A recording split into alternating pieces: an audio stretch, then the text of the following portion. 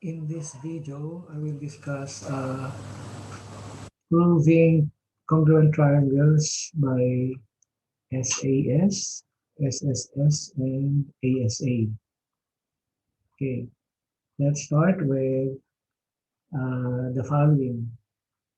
Suppose we are given this figure here, given this figure A, uh, C, B, and with perpendicular segment here, perpendicular segment, let's say that CD. Okay, so given, okay, uh, CD is perpendicular to AB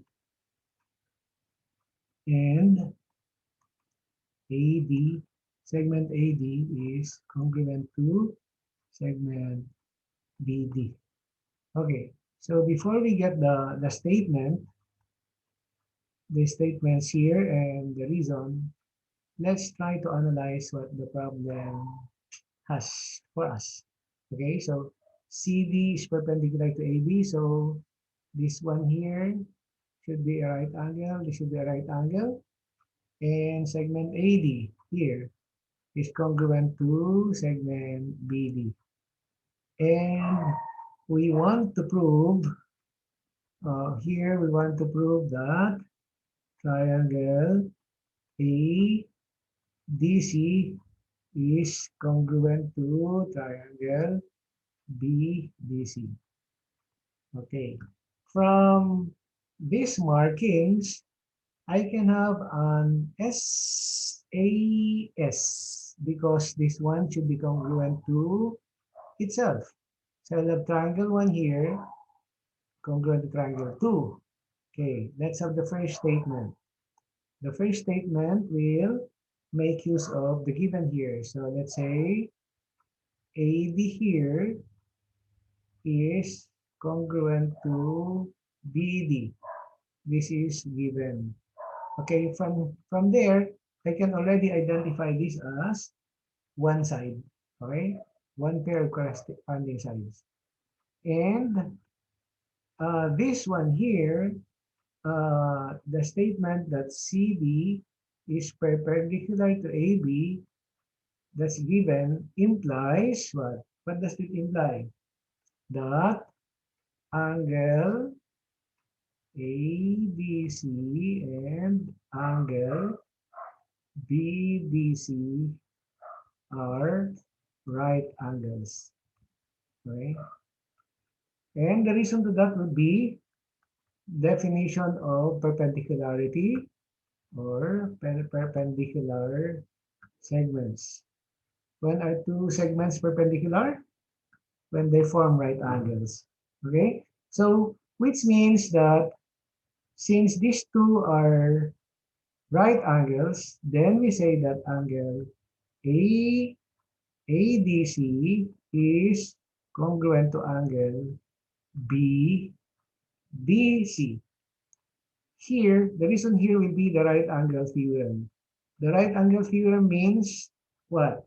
Any two right angles, any two right angles are congruent. Okay, we have established that they are right angles, so therefore they are congruent. Now, if you will look at this, I am now going to have this as my angle. Okay, so I'm now leading myself to NSAS. Okay, I need another corresponding pair of sides to complete the proof. Okay, and from this diagram, I can readily see that CD here is congruent to itself. CD is congruent to itself. The reason to that would be reflexive property, okay, or reflexivity. Reflexive property. Now, from that, I can now say that triangle ADC is congruent to triangle BDC by what? SAS. postulate. Okay, what does the SAS postulate? If two sides, two pair of sides from one triangle is congruent to the other corresponding two pairs of sides and the included angles are congruent, the included angle here are the included angles here are right angles.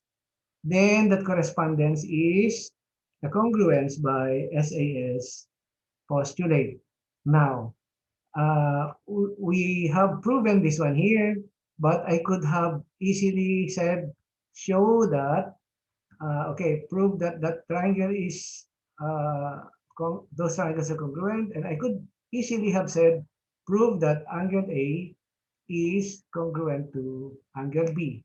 Or I could probably say, prove that what? AC is congruent to AC is congruent to BC. In which case, if I added these two numbers here, I can just say that what? Angle A is congruent to angle B by CPCTC, or corresponding parts of congruent triangles are congruent. This means that if triangle 1 is congruent to triangle 2, then the corresponding parts should already be congruent. Okay, so I have here AC corresponds to BC, and they're already congruent because of also CPCTC. Okay, how did we do that again? By using SAS here, we were able to determine which pairs of parts will be congruent. And we were led to this given and the implication of this given to be right angles. And the only thing that was not said of us is that CD is congruent to itself, which really is. Okay, so we were able to arrive at an SAS congruence. So I hope that's clear. Let's take a look at the second example. Suppose we are given this figure here, this figure, and we have here this one. Okay, I'm not so good at drawing. This is M, P, X, Y, K, and Z. So given this figure, what do we have there?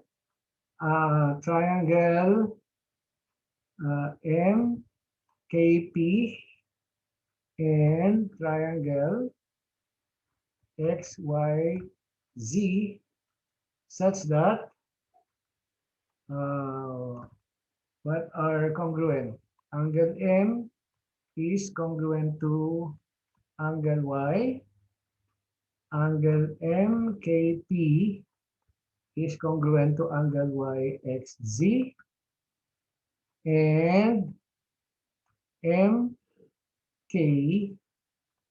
equals XY, or segment MK is congruent to segment XY. You are supposed to prove that segment PK is congruent to segment ZX. Okay, let's analyze that. From the given, we have here triangle MKP and YXZ such that angle M here, okay, angle M here corresponds to angle Y, and they are congruent. These two are congruent.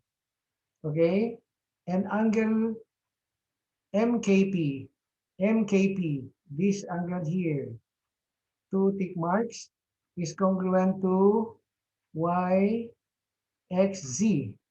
So here we have these two tick marks. And what else do we have? Segment MK is congruent to this XY, or measure MK is equal to XY. All of those are given. So if you can see already the markings, we can already say that a certain this correspondence MKP, and YXZ triangle congruence already because of ASA. Okay, so let's try to write the statements, and then these are the reasons. Okay, we can start with number one. I can say that angle M is congruent to angle Y. That is given. Now, this is my first angle. I will have the asterisk there. And then I can write this other given here. MK equals XY. That's also given. So everything is given for us. So this will be the side, the included side. And another angle here, angle MKP is congruent to angle YXZ. That's also given. So this is another angle. And I can readily say now that triangle, what? Triangle MKP is congruent to triangle Y MKP MKP YXZ YXZ. Okay, so that should have been uh, YXZ here, not XYZ. It should be here YXZ. Okay, that's YXZ. And we can see that that is what? NASA congruence postulate. Okay, by ASA congruence postulate. What we want to show is that what? This PK here, I am going to have that as there. We are supposed to show that PK and ZX here are congruent. Okay, and because of CPCTC, okay, ZX, they are congruent because we've already established these congruent triangles. So the corresponding parts will now be congruent. So any corresponding parts, CPCTC will now be congruent. This means I can say now that this side here, MP, can now be congruent to ZY. MP here corresponds to ZY here. Okay, and I can also say that this angle here corresponds to this, they should be congruent, etc. Okay, so that is proving by ASA. Okay, let's have the third and last example. Suppose we have uh, given this triangle here, we are given this triangle G, K, and then we have there M, and then H. Here, given that GK daw is equal to HK, okay? And M is the midpoint of the segment GH. And then you're supposed to prove uh, angle G is congruent to angle H. Remember, when you see that one, corresponding parts are congruent, then you have to establish two triangles congruent. Okay, before you can say that. Okay, let's analyze the given. From the given, we have what? Uh, GK. GK here is congruent to HK. So one tick mark for both. M is the midpoint. And what is the implication of a midpoint? That it divides this segment into two congruent parts. Okay? So that's as far as we can see now. We want to prove GMK triangle and HMK triangle are congruent. So let's start with the first. Let's say GK equals HK. The reason here is given above. So we have already one side. Okay. Now, I can say that Km is equal to itself. Okay, or K segment Km congruent to Km. This is what?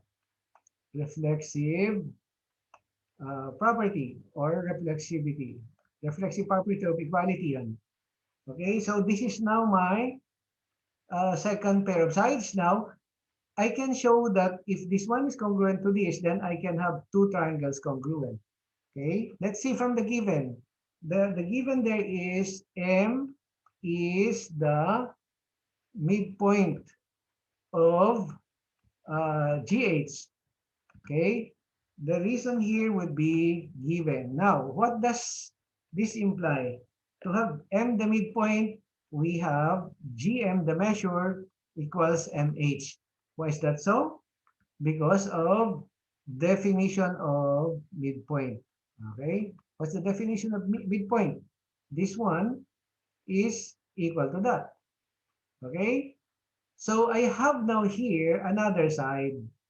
I can now conclude that the correspondence GMK and HMK will be congruent. So triangle GMK is congruent to triangle what? HMK. That should be the order, okay? It should not be there. This will be SSS, congruence postulate, okay? Or SSS.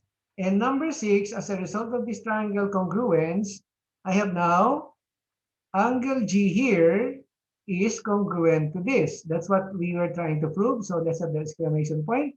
I can now say that angle G is congruent to angle H by what? Corresponding parts of congruent triangles are corresponding parts of congruent triangles are congruent. Okay, so that's it. We were able to prove that the two triangles are congruent. Now, I could also say that this angle here is congruent to that because they are corresponding parts of this triangle. But for this given, we only are given angle G is congruent to, I know, we only asked to prove angle G is congruent to angle H. So there you go. We have 3 examples of proving. Okay.